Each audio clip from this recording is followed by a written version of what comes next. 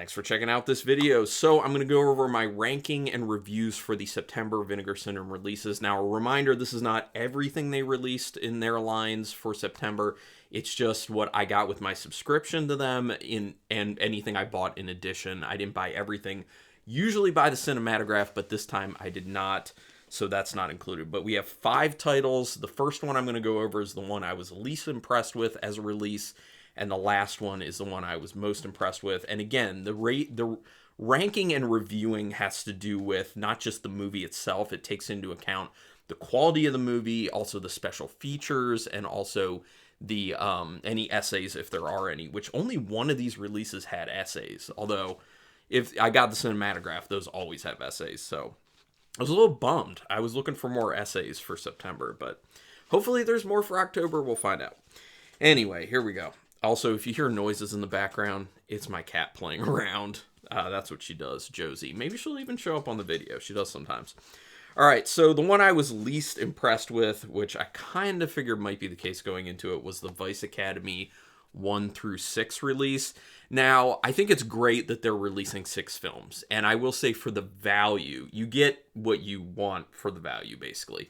So as a subscriber, the price for me was like, without tax and everything, $34 basically, which for 6 movies, well worth the gamble for me personally. I will say though, I ended up regretting that when I started watching through the films because it is a slog to get through this entire franchise in my opinion. I will say the first film for me, I thought was okay. I was all right with it. The second film and the third film are the ones that I ended up liking the most. Josie, don't knock my light over. She's dangerously close to doing that. Yeah, so the second and third films ended up being my favorites. Jeez, she's really distracting me with that. And then 4, 5, and 6 are just terrible. Like, unwatchable for the most part. So I do think they were kind of doing the right thing when they initially released just 1 through 3. But I'm sure there are other people out there who are just like, man, I'd love to have them all. So this is for those people. This is not for me. These are really not great movies. They're all very slow paced. They feel very Full Moon to me in the way that they're done. Like Full Moon as they do films like nowadays. Like the Evil Bong franchise is what I thought about a lot when I was watching this particular franchise. I was like, man, this feels so much like Evil Bong with how it's just like so dialogue driven and it's just like vapid dialogue and vapid characters.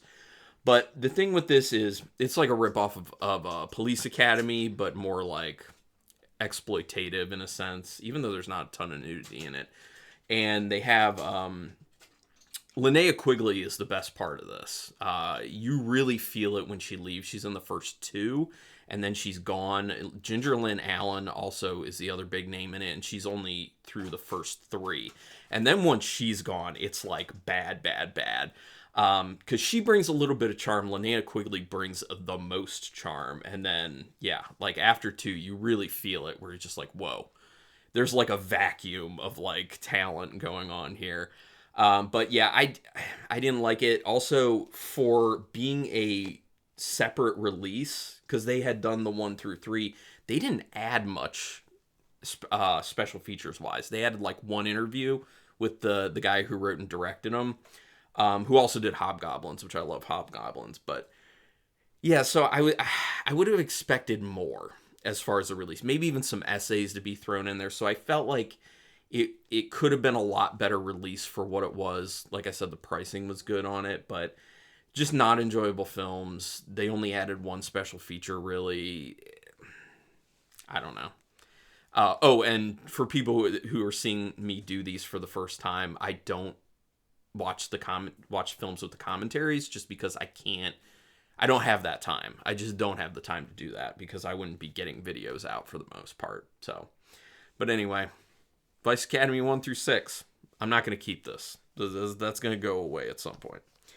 All right. So my number 4, which still enjoyable-ish, was the Bloodstained Italy collection that they put out. So this was 3 films: Death Falls Lightly, Obscene Desire, and The Bloodstained Lawn. Now, randomly, I ended up watching the best one first, which still isn't, like, phenomenal, but Obscene Desire is an interesting one because it's kind of this mixture of like three different genres. These are all Italian, obviously, Bloodstained Italy. But it's basically like giallo and like a supernatural element, but also hard on the sexploitation. Like very light on the giallo, decent amount on the supernatural, very heavy on the sexploitation. But I will say that something that really caught me about this, how they did the sexploitation, is they have all these scenes and they're done in a very sensual manner. Like they did a great job bringing the sensuality to those scenes and actually shooting them really well, in the sense of finding artistic cool ways to like shoot it but like cover up the certain bits that they're not wanting you to see in the film. So I really enjoyed that. The ambiance in that film is awesome. I love the ambiance. It has a great feel to it. The set design is killer. There's really good acting in it. So it's pretty fun. It does lose me towards the end of the film because it starts to really drag and be a little bit unfocused. But the first like 3/4 of the film I quite enjoyed, I will say. So that's the best one, Obscene Desire. But it basically like takes place in a castle type, or mansion castle type setting, and there's really not a whole lot to know about it, but because my cat, because it'll end up giving some things away. But then there was Death Falls Lightly, which I wasn't a huge fan of that one. That one was, oh yeah, so that one was it did have a little bit of a feeling of like The Shining to it. Is basically this dude who comes to his advisor and he's just like, hey, my wife is dead and people are going to suspect me, including the police, because we were going through some rough times. And he's just like, you got to get away. So he tells him to go to this hotel, this like abandoned hotel, and he takes his mistress with him. And then he's just kind of trying to like take it easy, but like things are happening in the hotel and there's like a supernatural element to it.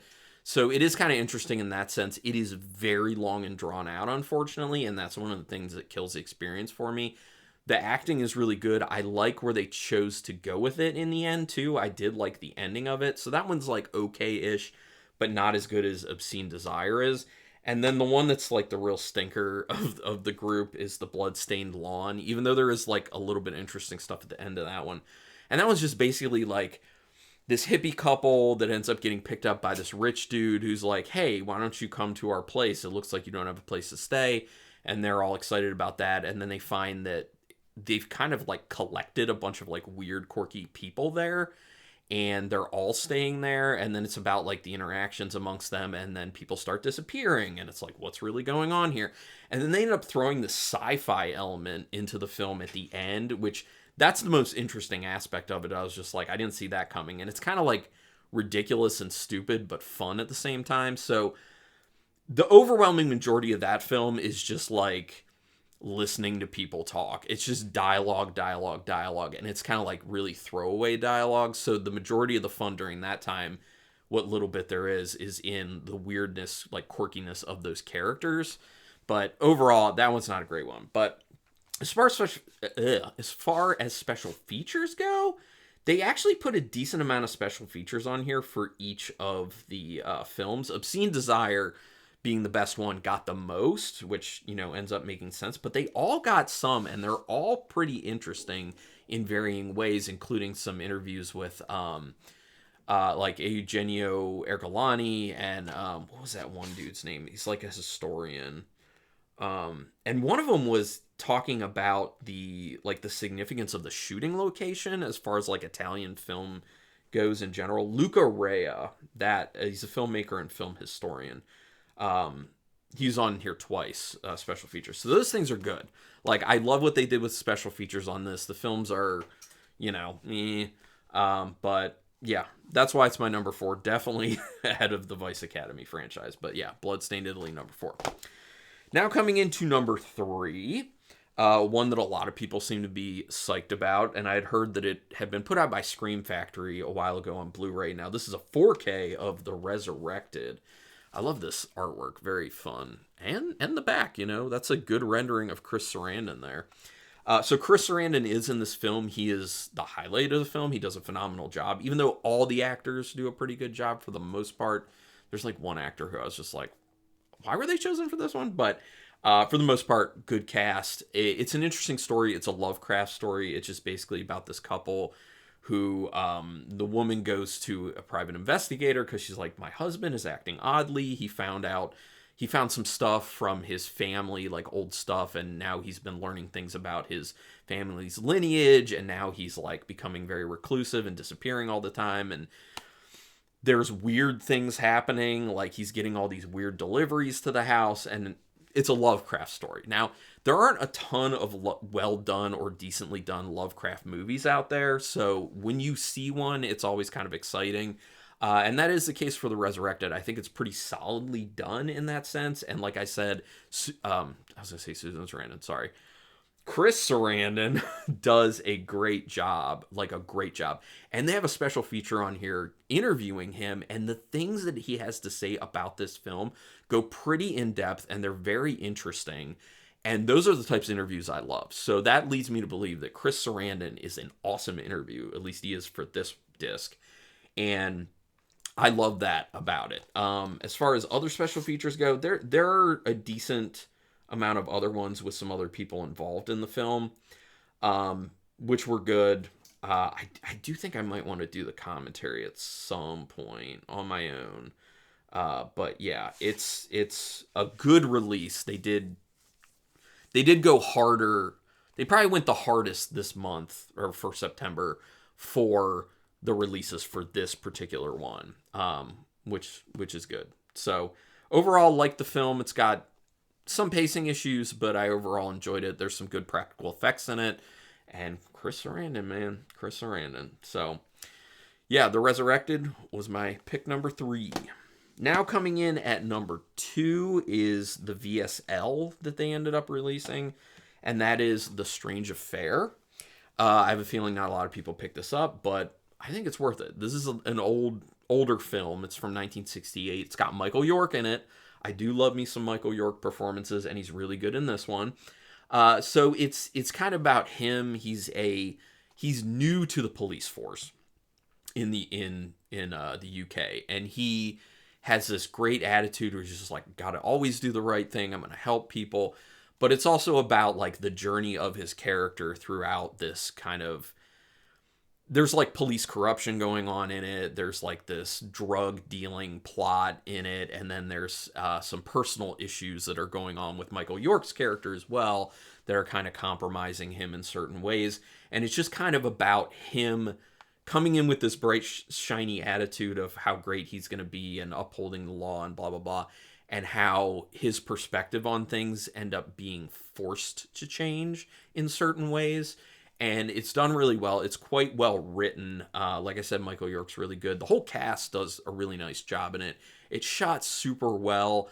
It's a little long for what it is, I do think, but there are some really nice surprises that end up popping up throughout the film story-wise. So this one is pretty good. And if you were kind of on the fence about it, I'd say definitely get it. Because if you watch the trailer and you're like, oh yeah, that kind of looks good, definitely get it then, because it is good. It's a good story. So yeah, The Strange Affair. And as far as practical effects, special features go, a few special features, including like a making of documentary where they interview a lot of people involved with the film, which was pretty good. They tried to get an interview with Michael York, but he is having health issues at the time that they tried. So he was kind enough to like send in some written stuff that they like set to like a montage from the film itself, so you can like read what he said about the film, which is cool. I mean, that was great on him. He didn't need to do that, so that's great. And then there's another interview on here with one of the actors from the film. So for as old as the film is, pretty decent on the special features, in my opinion, and it's a good film. So that's why The Strange Affair is my number 2 for September.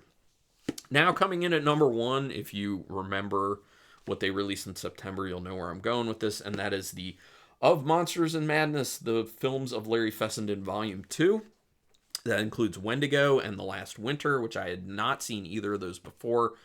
The only release that I got in September that had an essay booklet, and man, the essays are always fun, although I will say the essays for this release are not as good as the essays that were in the Volume 1 release for these Fessenden films, which was Habit and No Telling.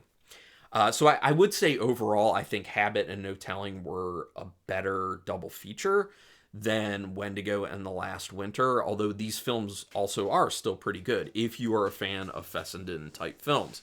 You know, there's an essay in here about, like, you know, being the godfather of mumblecore. So if you're into like mumblecore stuff, if you're into very slow paced, more nuanced, like subtextual films, that's kind of the Larry Fessenden thing. So, like, if you're a fan of Fessenden, then I do think this is good to get, because there are a decent amount of there's a little bit of special features on there, but the essays are where it's really at with these types of releases. So Wendigo, excuse me, I should drink some water before I get on that. Seasons changing, and my allergies are getting weird. So Wendigo, which I've heard a lot of people say was like potentially his best film, I thought was pretty good. It's about a family kind of getting away to the countryside, and they run afoul of these kind of country folk who aren't very amenable to them. They have like a little incident where they end up hitting a deer that they were hunting, and they're like, "Oh, you cracked the antlers. This was going to be like a trophy for me. I was going to get it taxidermied."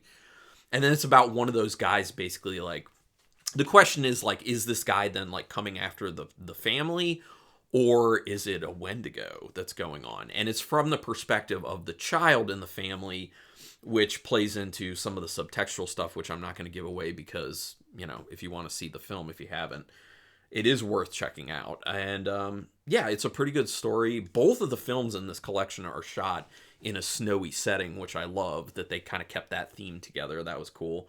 And then the last, so, okay, I need to finish with Wendigo before I move on to Last Winter. With Wendigo, I do think overall the story is pretty powerful when it comes to the end of it, especially if you kind of reflect on what subtextually Larry Fessenden was going for with the film. There are some really cool visuals, especially around like these weird like dream-ish sequences with the Wendigo creature itself. You can tell it's super low budget, but I think it's very creative how it was done, and it's effective.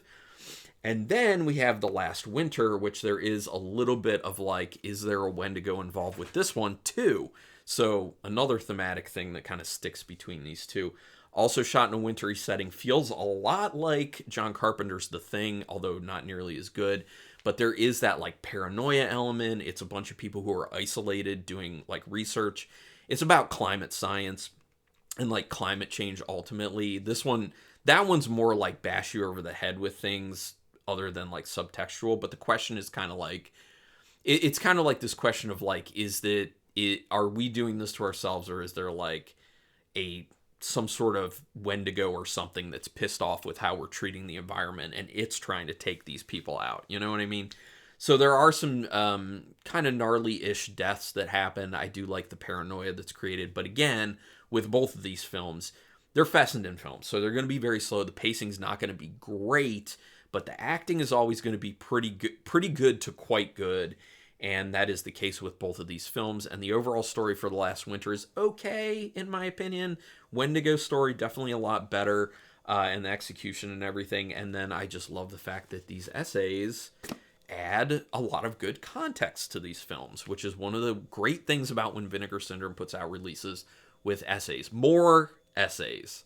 I need more in October. So yeah, of Monsters and Madness, the films of Larry Fessenden, Volume 2, that's my number one for September. Although the Habit and No Telling release Volume 1 was better, in my opinion, for the films being better and the essays being better. The special features were about the same between the two, though.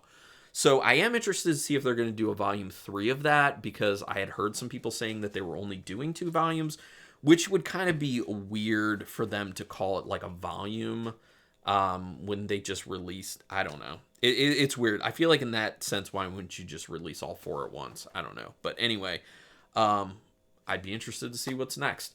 Let me know what you think about any of these films if you've seen them. Do you agree, disagree? We can talk about it in the comments. And it's fine to talk spoilers in the comments on any of these films if you would like to. I mean, none of them are new films, so it's fine.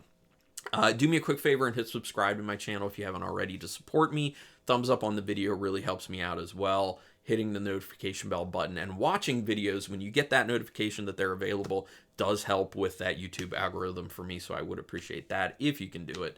And if you want to get a little more involved, I do have memberships for the channel, 3 levels. Link in the description so you can check those out. There are perks, which I think are pretty solid for the very small fee that you would pay each month, including, I think I have some fun badges. I'm just saying, they're like these fun colored little skulls. In the beginning, it's just like gray, but like the longer you're a member, it like they change into like being a little more decorative and cool. So anyway, thank you regardless for everyone taking your time to watch this, and until next time, keep it brutal.